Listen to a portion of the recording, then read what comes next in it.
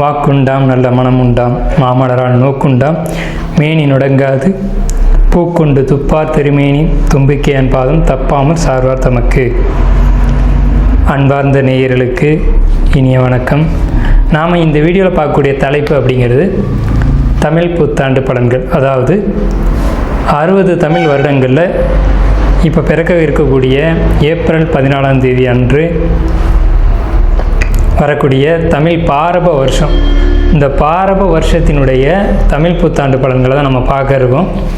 முதல்ல இந்த பாரப வருஷம் அப்படிங்கிற வருஷத்தினுடைய வெண்பா அப்படிங்கிறதும் அந்த வெண்பாவுக்கான விளக்கத்தையும் நம்ம முதல்ல பார்த்துருவோம். ஏன்னா பாரப வருஷம் அப்படிங்கிறது 40வது வருடங்களாக வருது. மொத்தம் தமிழ் ஆண்டுகள் 60, அதில் 40வது வருடம் பாரப வருடம். இந்த 40வது வரக்கூடிய பாரப வருடத்தினுடைய வெண்பா அப்படிங்கிறது மிக்க பாரபத்தின் பின் மலையாம் தக்க பசுக்கள் தலைக்குமே இக்கு பழிக்காது நால்வகை உயிருக்கும் இன்பம் கழிக்காதனவே கருது அப்படின்னு சொல்லியிருக்காங்க. இதுக்கு அர்த்தம் என்ன அப்படின்னு பார்த்தீங்கன்னா, இந்த பாரப வருஷத்தினுடைய ஆண்டின் பிற்பகுதி நல்ல மழை பொழியும், தக்க பசுக்கள் தலைக்கும், அதாவது நல்ல பசுமாடுகள் நல்ல பசுமாட்டினுடைய பால் வளம் பெருகும் அப்படின்றத சொல்லியிருக்காங்க. அடுத்து இக்கு பழிக்குமே அப்படின்னா, பழிக்காது அப்படின்னா இக்கு பழிக்காது அப்படின்றது ஒரு புதிய சொல்லாக இன்றைக்கி நமக்கு தென்படுது. அப்போ இக்கு அப்படின்ற சொல்லுக்கான அர்த்தம் அப்படிங்கிறது சூதுவாது. அதாவது ஒரு எப்படி சொல்கிறது அப்படின்னா, ஒருத்தரை வஞ்சிக்கிறது, ஒருத்தரை ஏமாற்றுறது, நம்ப வச்சு துன்பத்தை அனுபவிக்க வைக்கிறது அப்படிங்கிற வார்த்தையை தான் இக்கு அப்படின்ற சொல்லினுடைய அர்த்தமாக இந்த தமிழ் அகராதியில் குறிப்பிடப்பட்டிருக்கு. இக்கு பழிக்காது நால்வகை உயிருக்கும் இன்பம். 4 வகை உயிர்கள் அப்படிங்கிறது 4 வகைப்பட்ட ஊர்வன, நடப்பன, பரப்பன, மனித இனம் அப்படின்ற 4 வகை உயிருக்கும் இன்பம் அப்படின்றத சொல்லியிருக்காங்க.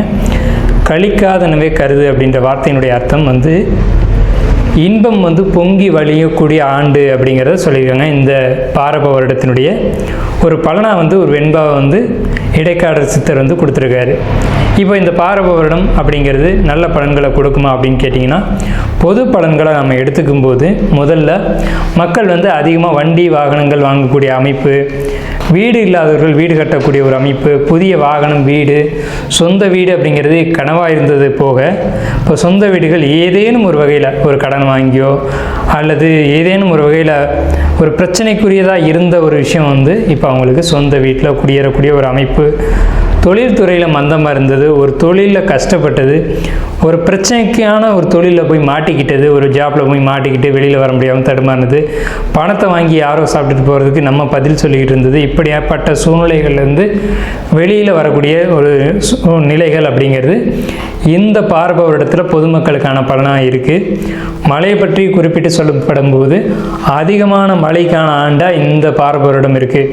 12 வருடங்களுக்கு ஒரு முறை கடகராசியில் குரு பகவான் சஞ்சரிக்கக்கூடிய இந்த பாரப வருட ஆண்டு முழுக்கவே, இந்த ஆண்டு முழுக்கவே குரு பகவான் உச்ச நிலையில் கடகராசியில் இருக்கிறதுனால தங்கம் விலை குறையும், அரசியல் மாற்றங்கள், மக்களுடைய துன்பங்களை துடைக்கக்கூடிய, மக்களுடைய அக்கறை மீது நலன் கருதக்கூடிய அரசு தலைமைக்கு வரக்கூடிய இந்த பாரப வருடமாக இருக்கும்.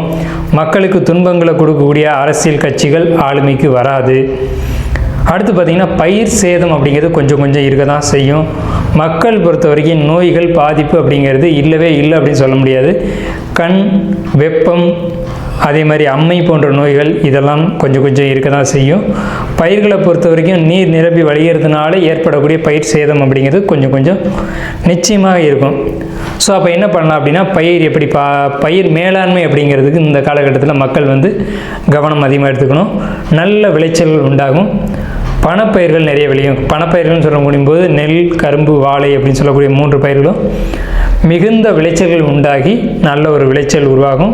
இந்த ஆண்டில், அதாவது கடந்த ஆண்டில் பொருளாதார தட்டுப்பாடுகள் மிகுதியாக இருந்தது. பணத்தை பார்க்குறதே ஒரு அரிதான ஒரு விஷயமா இருந்த காலகட்டத்தில் இந்த சமயத்தில் பணம், பொருளாதாரம் அப்படிங்கிறது தேவைக்கு மிகுதியாக இவங்களுக்கு உங்கள் கையில் பணப்புழக்கம் அப்படிங்கிறதெல்லாம் மக்கள்கிட்ட இருக்கும். அப்போ மக்கள்கிட்ட பணப்புழக்கம் இருக்கும்போது சந்தோஷமான நிகழ்வுகள், சந்தோஷமான காலகட்டம் அப்படிங்கிறது இருக்கும். தங்களுடைய தேவைகளை பூர்த்தி செய்யக்கூடிய காலகட்டமாக இருக்கும்.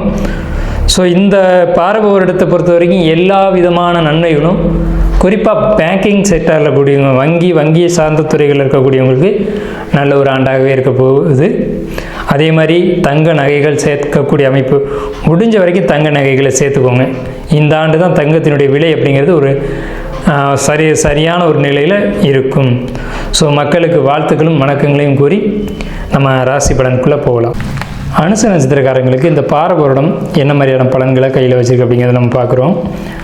அனுச நட்சத்திரம் கணவன் மனைவி ஒற்றுமையில் பிரச்சனைகள் வரலாம். ஒரே தீர்வு, ஒருத்தர் விட்டு கொடுத்து போகிறது ரொம்ப நல்லது. அதே மாதிரி 3வது நபர்களை உங்களுக்கு இடையில் விட்டுறாதீங்க. ஆல்ரெடி பிரச்சனை இருக்குன்னா உங்களுக்குள்ளே நீங்கள் பேசி தீர்த்துக்கோங்க, அதுதான் நல்லது. 3வது நபரை உங்களுக்குள்ளே பேச்சுவார்த்தைக்கோ ஏதேனும் ஒரு வகையில் நீங்கள் விடாதீங்க. அதே மாதிரி பெரிய அளவில் பிரச்சனைகள் அவங்களால ஏற்படக்கூடிய ஒரு அமைப்பு அப்படிங்கிறது வரும். அதே மாதிரி உணவு சார்ந்த துறைகள்லையும் இரவுல உணவு சம்மந்தப்பட்ட வகையில் தொழில் பண்ணக்கூடியவங்களுக்கும் அனுச நட்சத்திரக்காரங்களுக்கு மிக பெரிய வளர்ச்சிகள் இந்த அனுச நட்சத்திரக்காரங்களுக்கு இந்த ஆண்டு பாரபுரத்தில் கொடுக்க இருக்குது.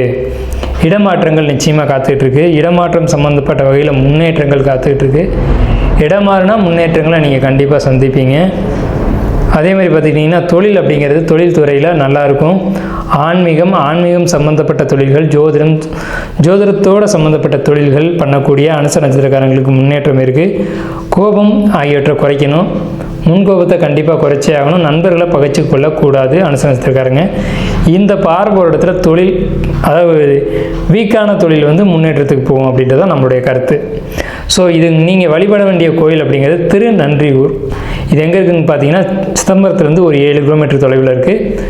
இந்த ஊரில் இருக்கக்கூடிய சிவனை போய் நீங்கள் வழிபாடு செய்யறது மூலமாக உங்களுக்கு வீக்காக இருக்கக்கூடிய இந்த தொழில், கணவன் மனைவி பிரச்சனை அப்படிங்கிறதெல்லாம் முன்னேற்றத்தை நோக்கி பயணிக்கும் அப்படிங்கிறது நம்மளுடைய தாழ்மையான கருத்து. மாறுபட்ட கோணத்தில் எதையுமே சிந்திக்கக்கூடிய விருச்சிக ராசி அன்பர்களுக்கு இந்த பாரபுரம் என்ன விதமான பலன்களை வச்சுருக்கு அப்படிங்கிறத நம்ம பார்க்குறோம். உங்களுக்கு இந்த பாரபுரம் நல்ல வருடமா அப்படின்னு கேட்டிங்கன்னா நிச்சயமாக நல்ல வருடம் தான். எங்கேயும் எதுலேயும் மனசில் பிடிச்ச விஷயத்தை அப்படியே சொல்லிடுவீங்க. அதே மாதிரி அப்படியே செயல்படுத்துவீங்க. யாரை பற்றியும் எதை பற்றியும் எந்த இடத்துலையும் கவலைப்பட மாட்டீங்க. புதிய முயற்சிகள் வெற்றி அடையும். தடைப்பட்ட வேலைகள், தடைப்பட்ட காரியங்கள், தடைப்பட்ட தொழில் முயற்சிகள் மறுபடியும் துளிர் விட்டு மலரும்.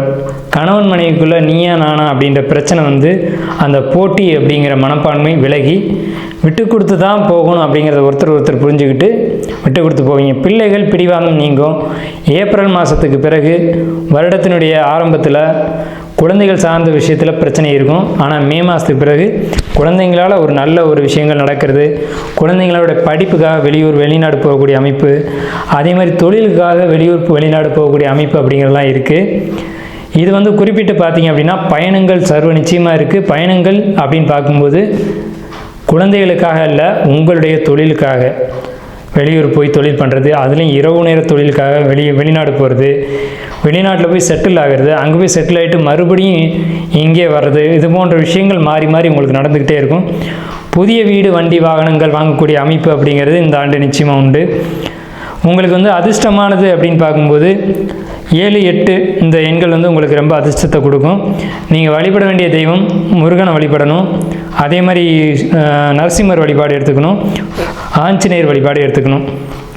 அதே மாதிரி கந்த சஷ்டி கவசம் படிக்கிறது உங்களுக்கு மிகப்பெரிய ஒரு முன்னேற்றம். சிவபெருமான திங்கட்கிழமை அன்னைக்கு வழிபாடு செய்கிறது அல்லது பிரதோஷ வழிபாடு எடுத்துக்கிறது மிகப்பெரிய நல்லது. செவ்வாய்க்கிழமையோ அல்லது சனிக்கிழமையோ நரசிம்மர் கோயில் வழிபாடு. கணபதியை பொறுத்த வரைக்கும் உங்களுக்கு எந்த நேரத்தில் வேணாலும் வழிபாடு செய்யலாம். திருச்செந்தூர் முருகன் கோயில் வழிபாடு. நீங்கள் எடுத்துக்கொள்ள வேண்டிய உணவுகள் அப்படிங்கிறத பொறுத்த வரைக்கும் அதிகமான கார உணவுகள் நீங்கள் எடுத்துக்கொள்ளவே கூடாது. மேக்சிமம் தவிர்த்துக்கணும். அப்போ என்ன தான் சாப்பிட்ணும் அப்படின்னு கேட்டிங்கன்னா நீர் காய்கறிகளை அதிகமாக எடுத்துக்கணும். பச்சை நிற காய்கறிகளை அதிகமாக எடுத்துக்கணும். உணவில் உணவு, அதாவது வேக வச்ச உணவு இல்லாமல் வேக வைக்காத இயற்கையாக நம்ம சொல்லக்கூடிய காய்கறிகளை வெட்டி அதை கலந்து சாப்பிடக்கூடிய ஃப்ரூட் சாலட்னு சொல்லக்கூடிய உணவுகள், அதே மாதிரி இயற்கையாக சாப்பிடக்கூடியது, அப்படியே கடித்து சாப்பிடக்கூடியது, புரோட்டீனுக்கு அதிகமாக உள்ள கண்டென்ட் உள்ள உணவுகள் எடுத்துக்கிறது ரொம்ப நல்லது. ஏன்னு கேட்டிங்கன்னா உங்களுக்கு இந்த காலகட்டத்தில் பயணங்கள் அதிகமாக இருக்கும். ஸோ பயணத்தின் மூலமாக வயிற்று உபாதைகள் அதிகம் வர காத்துட்ருக்கு. இதனால் இந்த மாதிரி உணவுகள் எடுத்துக்கிறது தான் ரொம்ப ரொம்ப ரொம்ப உத்தமமான ஒரு விஷயம். அதே மாதிரி உங்களுக்கு வந்து பயணங்கள் போகும்போது வாகனங்கள் பழுதாகக்கூடிய ஒரு அமைப்புகள் இதெல்லாம் வரும். ஸோ உங்களுக்கு வந்து இடம் வாங்கும்போது இடத்துல டாக்குமெண்ட்டு சரியாக இருக்கான்னு பார்த்துட்டு வாங்கணும். இடம் வாங்கிட்டு டாக்குமெண்ட்டில் பிரச்சனை அப்படின்னு மாட்டிக்கொள்ளக்கூடிய ஒரு அமைப்புகள் உண்டு. குழந்தைகளால் அவமானப்பட வேண்டிய சூழ்நிலைகள் உருவாகலாம். ஸோ குலதெய்வ வழிபாடு அப்படிங்கிறது நடக்கும். நீங்கள் குலதெய்வ வழிபாட்டில் கலந்துக்கணும். கலந்துக்கிறது மிகப்பெரிய நல்லது. ஏன்னு கேட்டிங்கன்னா உங்களுக்கு 5ஆம் இடத்து சனி அப்படிங்கிறது குலதெய்வ வழிபாட்டினால அனைத்து பிரச்சனைகளும் சரி செய்யலாம் அப்படிங்கிறது. உங்களுக்கு வழிபாடு அப்படிங்கிறது குலதெய்வ வழிபாடு தான். இப்போ நம்மளுடைய பலன்களை தெரிஞ்சுக்கிட்டோம். ஜோதிடத்தின் மீது ஆர்வம் கொண்டவங்களோ அல்லது கிரக நிலைகளை பற்றி தெரிஞ்சுக்கணும்னு நினைக்கிறவங்களோ அல்லது தனிப்பட்ட முறையில் ஜாதகம் பார்த்துக்கணும் அப்படின்னு நினைக்கிறவங்க, ஆன்லைன்லேயோ அல்லது நேரடியாகவோ தெரிஞ்சுக்கணும்னு நினைக்கிறவங்க, வாஸ்து தெரிஞ்சுக்கணும்னு நினைக்கிறவங்க அல்லது வீடு பார்க்கணும், எங்களுடைய வாஸ்து குறைகள் இருக்குதுன்னு சந்தேகப்படுறோம் அப்படின்னு தெரிஞ்சுக்கணும்னு நினைக்கிறவங்களுக்கு ஒரு சின்ன ஒரு விஷயம் என்னன்னு கேட்டிங்கன்னா, நமக்கு ஸ்க்ரீனில் தெரிகிற நம்பருக்கு நீங்கள் கால் பண்ணி பதிவு பண்ணிவிட்டு எப்போ வேணாலும் நம்மளை வந்து கால் பண்ணலாம். பதிவு பண்ணிக்கோங்க. உங்களுக்கான சர்வீஸ் பண்ணி கொடுக்கறதுக்கு நம்ம காத்துட்ருக்கோம். நன்றி, வணக்கம், வாழ்த்துக்களும்.